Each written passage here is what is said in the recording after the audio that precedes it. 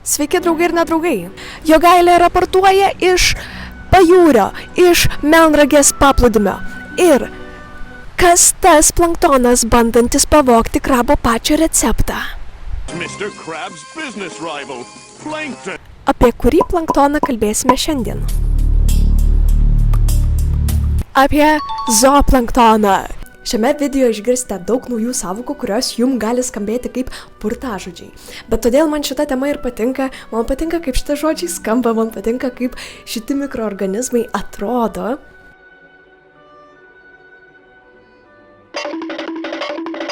Bet nepabėkit, nes mes turėsime jau kelių rubrikų ir bus tikrai įdomu. Planktono organizmo gyvybės forma. Tai yra bendrai smulkių organizmų pasyviai nešiojamų vandens srovių ir savarankiškai nesugebančių persikelti didelius atstumus organizmų visuma.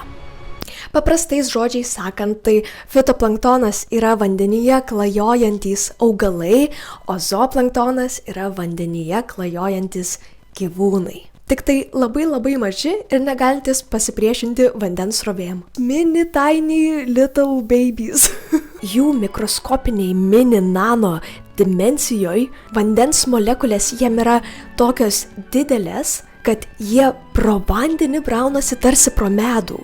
Jie klajoja ir klampoja.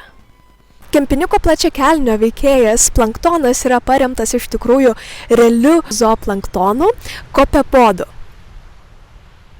Arba kitaip ir klekojų vėžiagyviu.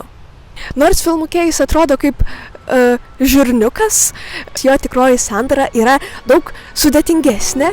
Jų vandenyne ir vandens ekosistemose yra milijardai ir jie yra labai svarbi vandens ekosistemų dalis. Zooplanktonas yra tiek pat svarbus mitybos grandiniai kaip ir fitoplanktonas. Jeigu nematėte mano video apie fitoplanktoną, tai siūlau pažiūrėti. Zooplanktonas maitinasi fitoplanktonu arba kitais mažesniais zooplanktonais. Tada šią organizmų grupę minta didesnės žuvys. Galų gale ta žuvis gali pasiekti tavo lėkštę ir tai reiškia, kad tu irgi valgai fitoplanktonus ir zooplanktonus. Mitybos tinklai gali būti tikrai žiauriai sudėtingi. Bet viską supaprastinkim. Vandenynai ir jūros iš esmės yra viena didelė sriuba, kurios ingredientai vienas kitą valgo. Fitoplanktonas yra autotrofiniai organizmai. Ir tai reiškia, kad jie maistą ir energiją gali pasigaminti patys savo iš saulės. We can act like plants. Photosynthesis.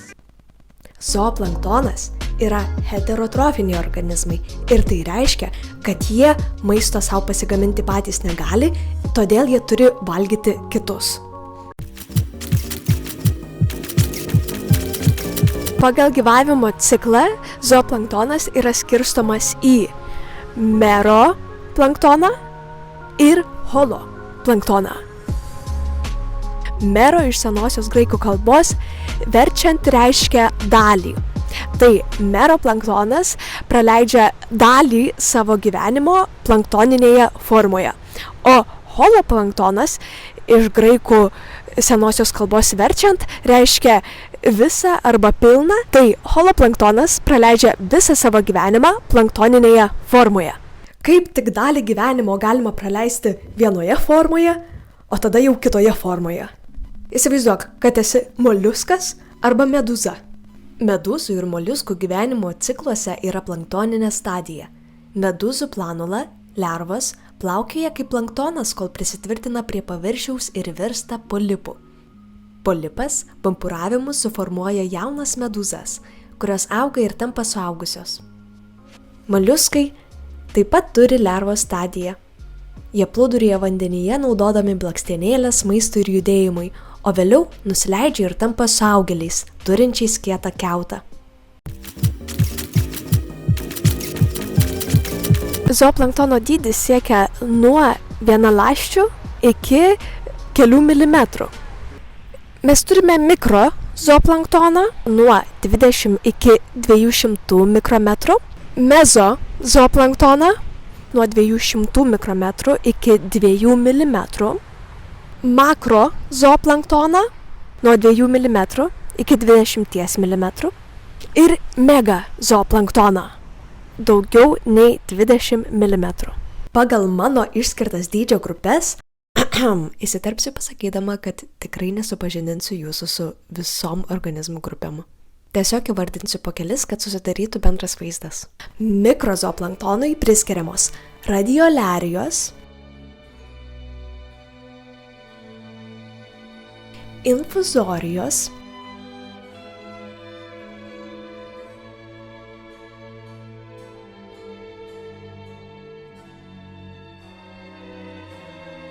foraminiferai,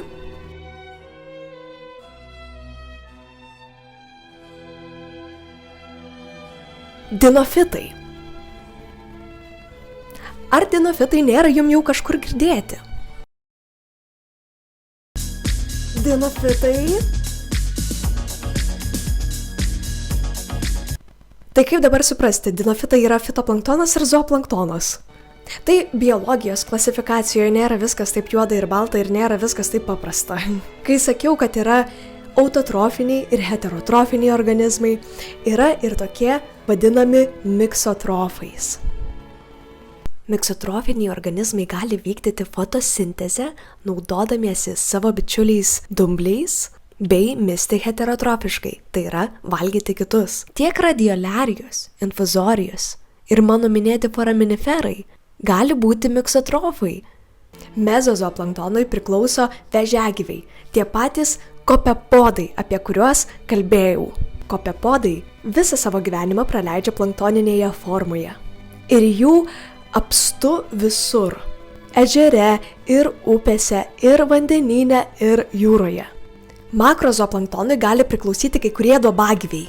Hydra viridissima, kuri taip pat yra miksotrofinis organizmas, sudarė simbiozę su dumbliu chlorela.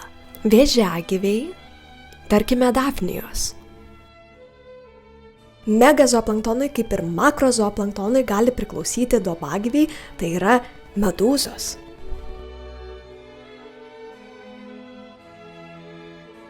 Žuvų lervos.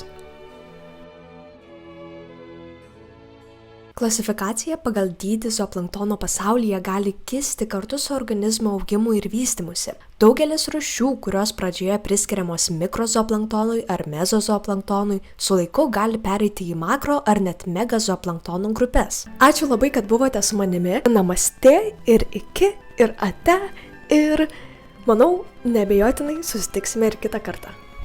Hasta la vista, baby.